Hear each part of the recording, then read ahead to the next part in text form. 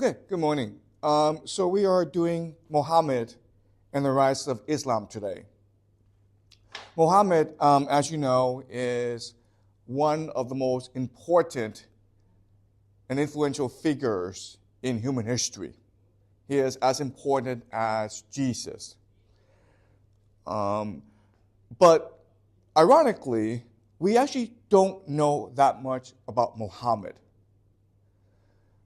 In fact, we probably know more about Jesus than we know about Mohammed. With Jesus, at least we have a lot of his quotations, a lot of his sayings, which give us insight into his philosophy, his religion, his thinking.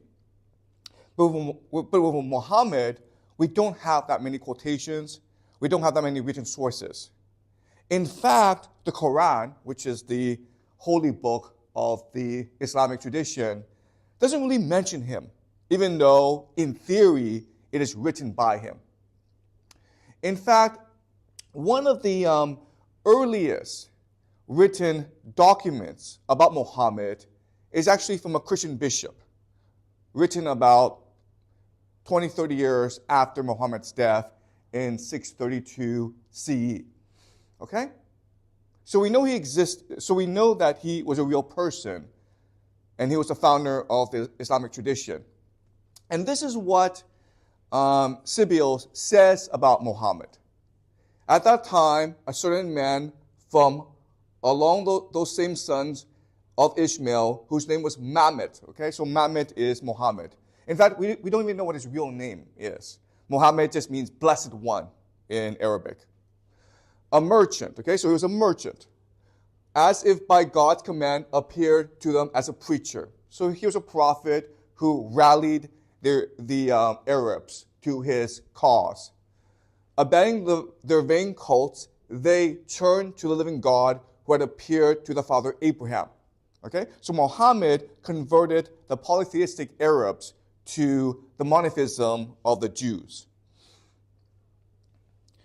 So Mohammed legislated for them not to carry on, not to drink wine, not to speak falsely, and not to engage in fornication. He said, with an oath, God promised this land to Abraham and his seed after him forever. And he brought about as he promised during that time while he loved Ishmael. Okay, so what he's saying is the Arabs are the descendants of Abraham, just like the Jews and the Christians. But now you are the sons of Abraham, and God is accomplishing his promise to Abraham and his seed to you. Okay, God promised you the promised land, and now this land has been taken away from you. Okay, Jerusalem, Israel has been taken away from you, and now we will take it back by going to war, jihad, holy war. Love sincerely only the God of Abraham, and go and seize the land which God gave to your father Abraham. No one will be able to resist you in battle because God is with you. Okay? So this is actually very similar to the story of Moses in the Bible, right? The Jews were enslaved in Egypt, and Moses appeared before them and promised to take them back to Israel. Right? So this is clearly following an ancient tradition. And so Mohammed, in many ways, is like Moses. In fact, what's really strange is that in the Quran, the most quoted figure, the figure that is most mentioned, is Moses, not Mohammed or Jesus. Okay? So let's try to figure out what's going on here. First of all, what Mohammed is saying is that Christians, Jews, and Arabs are all one big family. Why? Because in the Bible, it says that Abraham made a covenant with Yahweh. Abraham swore allegiance to Yahweh. In return, Yahweh gave him the promised land. Now, the promised land is not Israel. The promised land is all that territory going from the Nile to the Tigris in modern-day Iraq. So it's basically the entire Middle East. Okay, that's what the Promised Land is. Now, this is important because Abraham had a wife, Sarah. Sarah, for most of her life, was not able to give birth. And if you don't have descendants, if you don't have children, they don't get the Promised Land, right? So in desperation, Sarah gave Abraham her maid named Hagar. And Abraham impregnated Hagar, and Hagar gave birth to a son named Ishmael. And then Ishmael went to the Arabian desert, and he is the father of the Arab people. Okay, and that's where Mohammed comes from, the Arabs. Sarah, by the miracle of God, would eventually be able to give birth to the Israelites. Okay? And as we know, the Israelites will eventually become the Christians. So in other words, the Christians, the Jews, and the Muslims, they have a common ancestor in Abraham. Okay? So this is what this is saying. So even though we don't have that many written sources about Mohammed, we have something called the Hadith. Okay? The Hadith. The Hadith is Arabic, and it just means an oral tradition.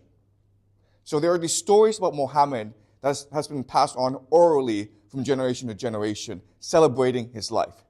And so let's go over what is traditionally understood about Mohammed. So Mohammed was born in the year 570 into an Arab tribe, okay? And he's born in a place called Mecca in the Arabian desert. He became a trader, a merchant, because most people at that time were either nomads or merchants. And at a very young age, he married a very wealthy widow. And until the age of 40, his life was prosperous but uneventful. Then at age 40, he started to meditate in a cave. Okay, that's a very common thing, to go to a cave and to meditate as a form of religious worship. And while he was at the cave, the angel Gabriel appeared before Mohammed. And he said to Mohammed, "You and your family have lost the way. You are the descendants of Ishmael, who brought the religion of Yahweh to the desert. Back then you were monotheistic, but then over time you became corrupted and became polytheistic. And so you have a mission to tell your fellow Arabs the story of Yahweh, the story of the Bible, and to return them to the love of Yahweh, return them to monotheism."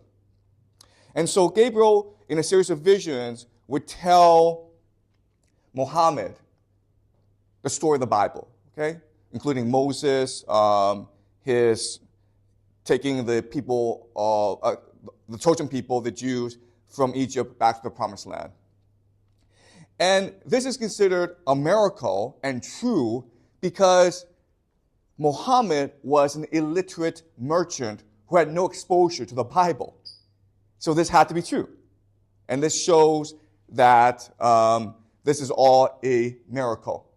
So Mohammed is now inspired by the archangel Gabriel to preach the word of God. But at this time, Arabia is a polytheistic, primitive, and backward society. So the people of Mecca reject him. He spends 13 years in Mecca preaching the word, but they reject him. So eventually, he decides to move to Medina. Okay? And this move is very important. It's called the Hijrah. Okay? The immigration. He and his followers move from Mecca to Medina, and this starts the Islamic tradition. And this marks the year 0 in the Islamic calendar. just as the birth of Jesus marks the year 0 in the Christian calendar. Okay? So he goes to Medina because the tribes there have invited him to be a judge. The tribes there, one of the tribes is actually Jewish.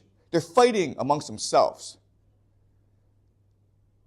And they need someone to arbitrate their disputes.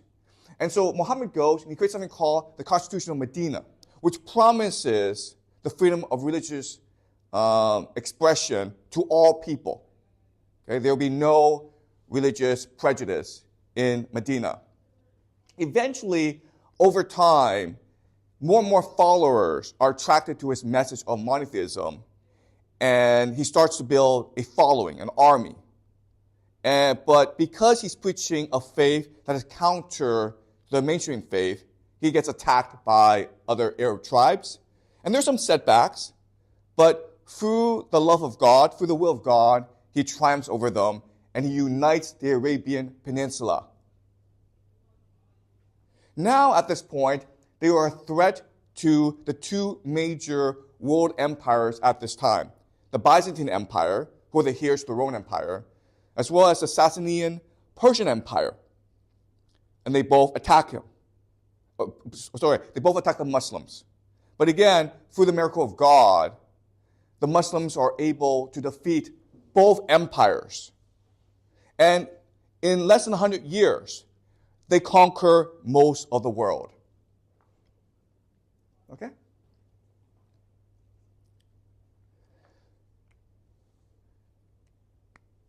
It is one of the greatest mysteries in world history how this happened. All right? How was it possible for desert people, okay, these are desert nomads who are poor, primitive, and backward, how they were able to defeat two world empires and conquer most of the world. Their empire at their height would stretch from Spain in the west all the way to India and would include Egypt, the Levant, Mesopotamia, and Iran. Okay? Very impressive. How do they do that? And this mystery has never been solved. We will try in today's class to solve this mystery. In today's class, we'll try to answer three major questions. First of all, who was Mohammed really? Who was this person? What did he believe? What did he want? Okay, that's the first question. Second question is, how was this new religion, Islam, able to triumph? All right? And the third and last question is, why do we know so little about the early history of the Islamic tradition?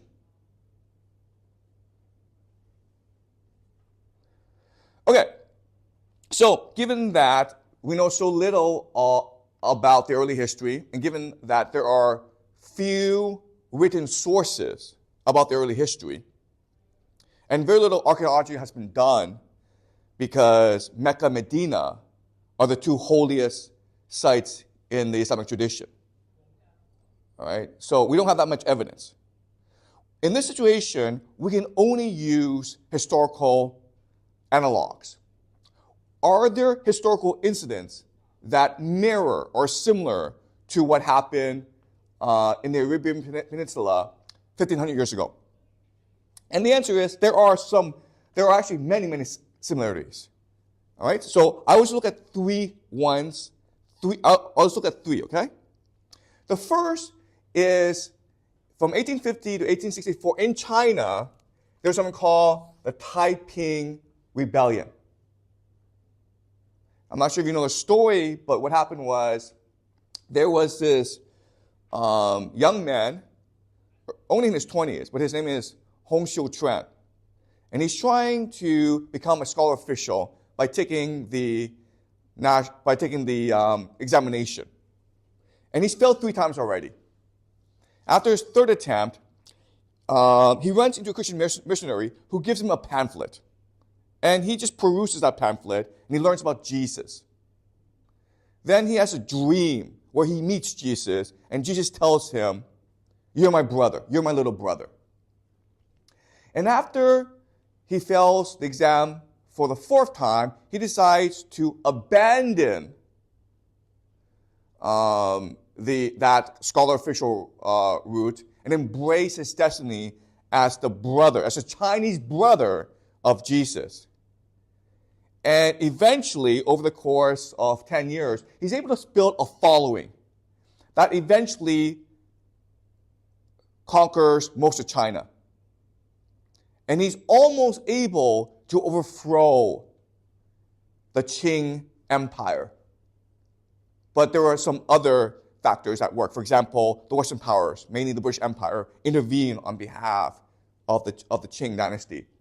So, a very similar situation with the Muslim conquest of the world, right?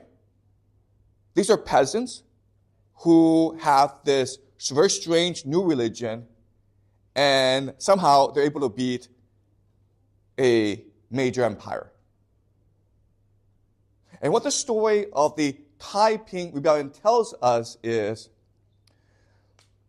a new religion that is revolutionary in the right social, historical, economic circumstances can be very powerful. Okay, so what drove the Taiping soldiers in battle was both the idea of religious devotion, God is with us, and revolutionary zeal. We are making a new world. And when soldiers are infused with both religious devotion and revolutionary zeal, they're not afraid to die. They will fight to the death. And that's why they were able to overwhelm the government's soldiers. Okay? Same thing happened in something called the War of the Canudos from 1896 to 1898 in Europe. The Canudos is a northern province in Brazil. And Brazil, for most of its history, was an extremely racist society where minorities were persecuted by the predominantly Spanish and white colonizers. And it was an extremely unequal society where a few landlords controlled all the wealth. So the Canudos was a rebellion to overthrow these landlords and establish a kingdom of heaven. It was led by this preacher who preached the coming of the kingdom of heaven, just like Jesus. And he was surrounded by these peasants who overthrew the landlords. He was surrounded by bandits who were criminals, basically. They didn't have any guns. They didn't have any weapons. They didn't have any soldiers. The Brazilian army saw them as a threat, and they sent 3 expeditions against these peasants. All 3 times, the Brazilian army was destroyed. Okay, they lost the battle. Why? Because again, when peasants have revolutionary zeal and religious devotion, they're not afraid to die. And so, hand to hand, they were able to defeat the Brazilian soldiers who were well-armed and well-trained. So with the 4th expedition, the Brazilian army decided to send everyone. The entire Brazilian army was sent against this peasant uprising because they saw this as a threat to the social order. And what they did was, rather than engage the peasants in hand-to-hand combat directly, they surrounded the area with artillery and they bombarded the peasants until they were all dead. They basically nuked the peasants, okay? Because they could not defeat the peasants hand-to-hand or directly.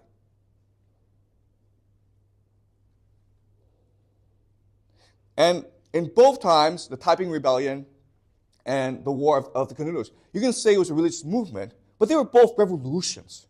They were trying to overthrow the established social order. Okay? So let's look at one more example of this, which is the French Revolution. Now, we're going to spend a lot of time on the French Revolution next semester, so I don't want to spend too much time on it right now, okay? But you know the basic outline of the French Revolution, right? Where the nobility and the monarchy were overthrown. And they established a new revolutionary government. And the monarchies of Europe united against France because they saw France as a threat to the established social order of Europe. And the French revolutionaries were able to defeat the combined armies of Europe. And under Napoleon, they established the French Empire. Okay? So all three incidents are very similar to what happened in the Arabian Peninsula in 600 CE. So in other words, what I believe happened is the Muslims were the world's first global revolution. Okay? So let me explain what I mean by that. Okay. So, first of all, let's better understand the Arabian Peninsula at this time. Okay? So this is the year 600. And again, there are two major world empires between the Arabian Peninsula. There's the Byzantine Empire, which is basically like this, okay? These are the Byzantines. So, and they are the heirs to the Romans. So basically the Eastern Roman Empire. Okay? And they still think of themselves as the Roman Empire, but historically we call them the Byzantines now. And over here, okay, are what we call the Sasanian Persian Empire. And as you can see, they're huge, okay? This is India, and this is Spain, by the way, okay? And this is Egypt. So these are huge world empires. And then you have the Arabs in the Arabian Peninsula, which is just desert, okay? And you look at this map, you'd be like, oh my God, how was it possible for the Arabs to defeat both the Byzantine Empire and the Sasanian Persian Empire? And the answer is this. What people don't understand, what is not recognized is, in 600 CE, the hotbed of innovation was actually here in the Arabian Peninsula. This was the most creative, the most open, and the most cosmopolitan center in the world at this time. Okay, and that's what people don't really understand. So let me explain why. Okay, as you can see from this map, Arabia, the Arabian Peninsula, it's a desert, but it's basically the center of the world. And remember, in this class, what you're taught is the world has always been connected through trade. Okay? So the Arabian Peninsula, even though you can't really have cities because you don't have any rivers, and you can't really grow crops, so you can't have agriculture, they've been trading with other nations and civilizations for thousands of years. Okay? Because there's a crisscross of empire. So if India wanted to access Egypt, okay, because again, Egypt for the longest time was the wealthiest civilization, then they had to first send their goods to Arabia, and then the nomads would transport the goods into Egypt. Okay? So what does it mean to be a trading center? Well, the first thing that it means is you have access to the most advanced technology, information, and knowledge in the world because you're a trader. You go everywhere, and you bring back not just goods, but stories and information. They know everything about the world. They know exactly what's happening in the Byzantine Empire. They know exactly what's happening in the Sasanian Empire, even though most people don't know what's happening in the desert, okay? Also, because they're traders, they're extremely open-minded and cosmopolitan. They have no prejudices. They have to be friends with everyone.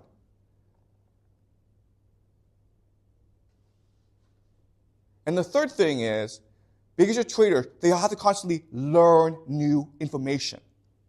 Okay? So that's the first unique characteristic about the Arabian Peninsula at this time. These are open-minded, cosmopolitan people who are constantly absorbing new information, new knowledge to better their society. The second thing about the Arabian Peninsula is that it's a war society. You don't have cities. You don't have centralized control. All just tribes, okay? Just different clans, different families fighting each other. So honor is very important. If you offend someone in my family, we go to war, okay? But guess what? Because they're always at war, these are strong, brave people who know how to fight. And that's why both the Byzantines and the Sasanians hired these people as mercenaries. Okay? And so as mercenaries, they were learning the most advanced warcraft, military doctrine of both the Sassanians and the Byzantines. These were the best soldiers in the world, basically. And what happened is that over time, the Byzantines and the Sasanians would establish client states within the Arabian Peninsula. Okay? So these are client states.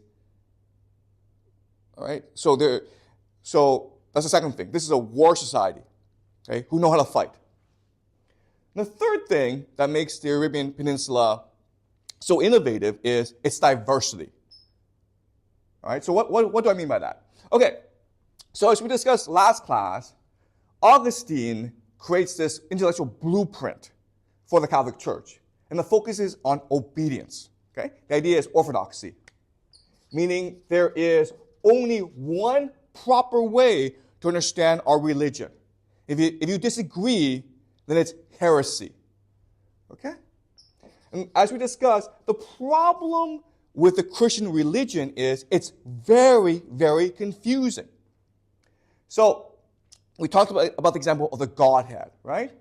Jesus, Holy Spirit, and God are one and the same. Well, this creates a lot of problems. For example, the very basis of the Christian religion is that Jesus died for our sins, right? Jesus was sacrificed, he was crucified, and he suffered for our sins. Here's a question, though. How does God suffer? How does God die? That makes no sense. So one debate that has never ended, okay? Even today, Christians still fight over it. It's the idea of Christology. What is the nature of Christ? Is he divine? Is he human? Is he both? Is he half-half? Was he human here and then divine up there? There are lots of possibilities. And even today, Christians cannot agree. Okay? So, from the first day, Christians have fought over each other, over the nature of Christ and the nature of the Godhead. Okay? And again, because of orthodoxy, there's only one interpretation, and you must follow that interpretation. And if you don't follow that interpretation, guess what? You either have to go somewhere else or you die. And so they're forced to go east, right? They either go to the Sassanid Empire or they go to the Arabian desert. Many choose to go to the Arabian desert. Why? Because in the Arabian desert, there's no central authority. You are free to practice the faith as you choose. And guess what? Often, those who are the most heretical, those who want to practice their own faith, are the most innovative because they like to ask questions. They like to explore. They want to practice a personal faith. They believe that God is someone you communicate with, right? The Catholic Church demands that you can only access God through priests. You're not allowed to read the Bible. You're not allowed to question orthodoxy. And the most intelligent people want to do that. They want to speak to God. They want to practice their own personal faith. They want to ask questions. And in this world at this time, the only place you can do that is the Arabian desert. So you have lots of Christians, Christians who are very controversial. They all end up in the Arabian desert, okay, in order to practice their faith. You also have a lot of Jews in the Arabian desert. Why? Well, first of all, the Arabian desert is very close to Jerusalem, right? So there's always been Jews there as traders. And when they go to Arabian desert, remember, there's this common story about how the Arabs and the Jews come from one big family, Abraham. Okay? So they're able to coalesce, intermarry fairly easily. You also had a lot of Jews who are escaping persecution, right? You also had a lot of Jews who fought in the civil wars against Rome, and they lost, and they had to run to the Arabian desert. Okay, so you have a lot of Jews here as well. You also have Zoroastrians from the Sassanid Empire who, again, want to practice their own personal faith. So the Arabian desert, it is a hotbed of religious diversity and religious tolerance. You are allowed to practice any faith, and people respect that. Okay? And again, they have some of the smartest Jews and Christians and Zoroastrians in the world at this point. People who will eventually lend their expertise to the Arab military machine. All right? So they will help the Arabs develop innovative siege warfare and military doctrine and science as well. Okay? Does that make sense? At the same time, while Arabia is increasing in terms of innovation and wealth and diversity, both the Byzantines and the Sassanians are declining in terms of social stability. Okay? So, as we discussed in this class, whenever you have stability, what happens is you will eventually have inequality and corruption. So, people within the Byzantine Empire are extremely unhappy for three reasons. The first reason is the problem of landlessness. Second problem is debt. These are problems that have existed throughout human history. Why are there so many revolutions in Chinese history? Because of these two problems, right? Because there are a few people who control all the land, and because the peasants get into debt. So much debt they can't pay it back. And their entire family, for generations, are enslaved to the landlords. But also, at this time, because of the Catholic Church, you also have the problem of religious persecution. All right? You are not allowed to practice your own faith. You are only allowed to practice a faith that the Catholic Church demands of you. And the same situation is also true in the Persian Empire. All right? So the people are extremely unhappy. At the same time, there's a lot of instability within the government of these empires. Why? Well, first of all, because they're always fighting each other, okay? So wars, they're always fighting each other. And that causes them to lose a lot of resources, okay? Second is, whenever you have large cities, you have the problem of plagues, right? Disease, plagues. So there are these plagues called the Justinian plague that wiped out about 10 to 20% of the population at this point. And the third problem is civil wars, right? Because whenever an emperor dies, they fight over who's the next emperor. So in other words, we think, it seems, that the Byzantines and the Sassanids are really strong and the Arabs are really weak. When you actually analyze it, you realize that, oh, wow, the Byzantines are extremely weak, the Sassanids are really weak, and the Arabs are really strong. The problem with the Arabs, though, is they're divided, right? They're divided into like thousands, tens of thousands of different tribes. So the question now is, how do you unite them? So you need a leader to come and inspire the people. Okay, and this is Mohammed. Now, what's important for us to understand is there are lots of different prophets who think they're the Messiah at this point, okay? Because both the Zoroastrian religion and the Christian religion and the Jewish religion believe that the Messiah will come. Okay, and we call this apocalyptic eschatology. And this is very, very popular, right? Because with empires, because the more stable empires are, the more corruption, the more inequality, the more social stagnation there are, okay? So people naturally turn towards the idea of apocalyptic eschatology. So there are hundreds of people who think of themselves as Messiah. But eventually, Mohammed becomes the Messiah of the Arab people. Okay? And why?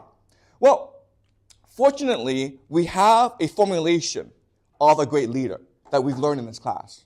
All right? So let me remind you of this formulation. The first is the person is so strategic that he becomes visionary.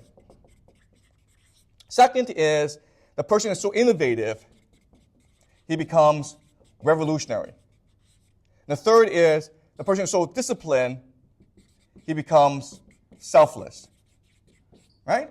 And so there are many individuals we've met in this class that follow this formula. So, for example, Philip of Macedon, as well as Julius Caesar. Philip and Julius Caesar, we imagine warfare.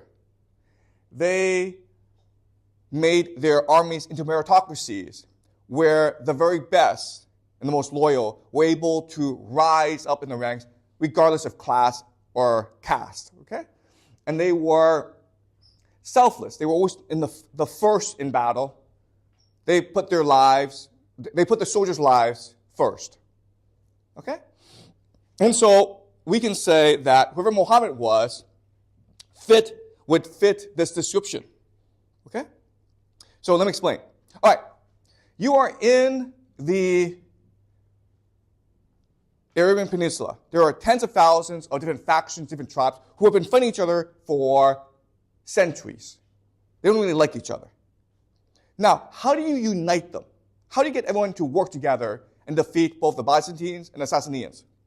Well, if you have three different messages, you can unite everyone. Okay? The first message is this: we are all God's children. Okay? Arabs, Jews, Christians, we are all descendants of Abraham. Therefore, we are all God's children. We are one big family. There should be no religious difference and persecution among us. And because we're all God's children, and because we're all different, we should be free to practice any religion we want. The Christian religion is just as valid as the Jewish religion. Okay? So that's the first thing that you say. Okay? Second thing that you can say is that so you're basically creating a meritocracy. The idea of meritocracy is basically revolution, right? The idea of class, the idea of caste, the idea of tribal loyalties goes against the will of God because we're all God's children. We're all equal in the eyes of God. Therefore, those who are most willing to work hard to achieve God's vision on earth should rise to the top, regardless of your religion, regardless of your class, regardless of your caste. It's a meritocracy. Okay? And the third message is God gave us the promised land. This land that extends from the Nile to the Tigris is what God promised us. We are all God's children, so each and every one of us should have land. But the Byzantines, the Persians, stole this land from us. But the landlords, the wealthy, stole it from us. Therefore, we must fight a jihad to take it back, because that is God's will. When we take it back, we'll establish a kingdom of heaven on earth. We will follow God's law. God's law demands equality. It demands mercy and tolerance. It demands openness. That is God's law. Okay? So it's Mohammed. So in other words, Mohammed was a revolutionary who wanted to overthrow the social order in order to establish the kingdom of heaven. He was the Messiah, promised to the Jews and promised to the Christians, and who will now unite Arabs, Christians, and Jews in achieving the kingdom of heaven on earth. That's who Mohammed was. Okay? And so let's go back and reread the description of Mohammed and his army by Sibyls to see if this is correct, okay? At that time, a certain man from along the same lines, same sons as if of Ishmael, whose name was Mohammed, a merchant, as if by God's command, okay? So he is the Messiah. He's the promised one. God has ordered him to do this. Appeared them to as a preacher, okay? So he united them, okay? And they start to see themselves as all the children of Abraham, and therefore the children of God. And then Mohammed gave them the law of God, not to eat carrion, not to drink wine, not to speak falsely, and not to engage in fornication. This is a law of God. This is the kingdom of heaven. He said, with an oath, God promised this land to Abraham and his seed after him forever. This is the land that God promised to us, his children. But the Romans have it. The Persians have it. The landlords have it.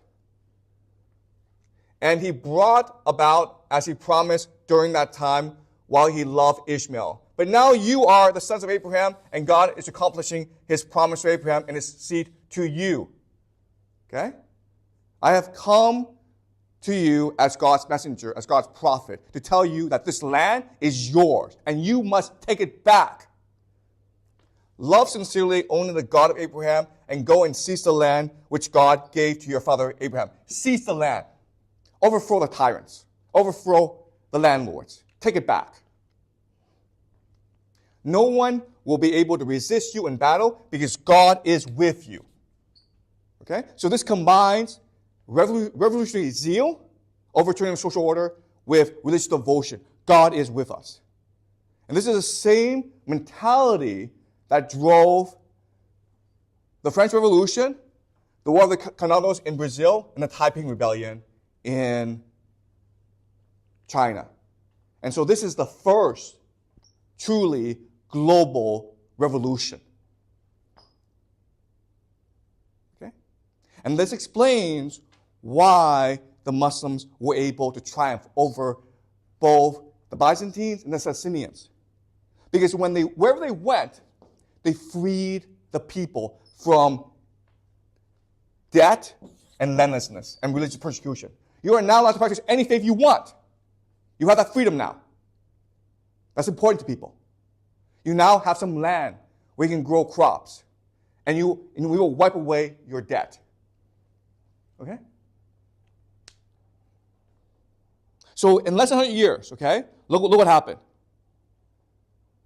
They were able to conquer the entire Persian Empire and half of the Byzantine Empire. Right? That's the power of religious devotion and revolutionary zeal. Okay? So that's how they were able to do it. Now the last question we have is, why don't we know any of this? Why isn't this taught in history books? And the answer is because the revolutionary worked out. Because they won. They achieved the revolution. But now after they achieved the revolution, they become an empire. If you're an empire, you don't want people to revolt against you. So you have to whitewash this history, right? You don't want people to know that Mohammed was a revolutionary. So you change the history. The history is that Mohammed was disgusted by the inequality and corruption he saw in the world around him. And he promised the people freedom from religious persecution, from debt, and from landlessness. And that's what drew followers to him. Right? You don't want another Mohammed appearing in your empire. So you change the history and say that, oh, no. The real conflict was that Mohammed wanted monotheism, the Arabs wanted polytheism. Okay, that's what the problem was. Okay?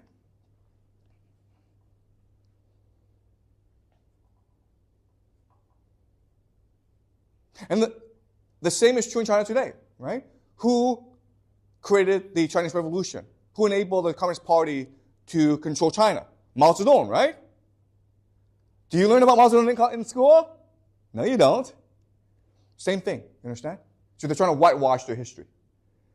Because it's embarrassing for a global empire to celebrate a revolutionary who hated corruption and inequality.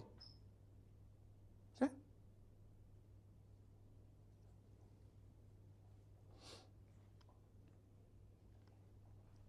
And that's why there's so little written about Mohammed, and that's why the Quran doesn't really tell doesn't really tell us that much about Mohammed. Okay? Because his revolution won. Okay. Is this clear to you? Do you have any questions?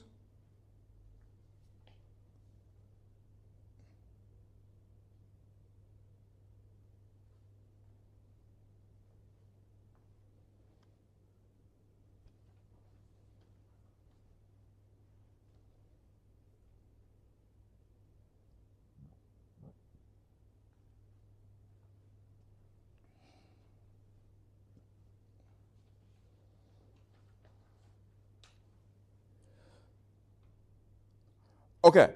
All right. So we have 2 more classes before the semester ends, okay? And they're both on Dante. The reason why is Dante is the greatest poet, the greatest prophet in human history. And he's really the second coming of Homer. Remember, Homer created Greek civilization. Well, Dante, with his work, The Divine Comedy, will create modern European civilization. Okay? So next class, next Tuesday, we'll start looking at Dante.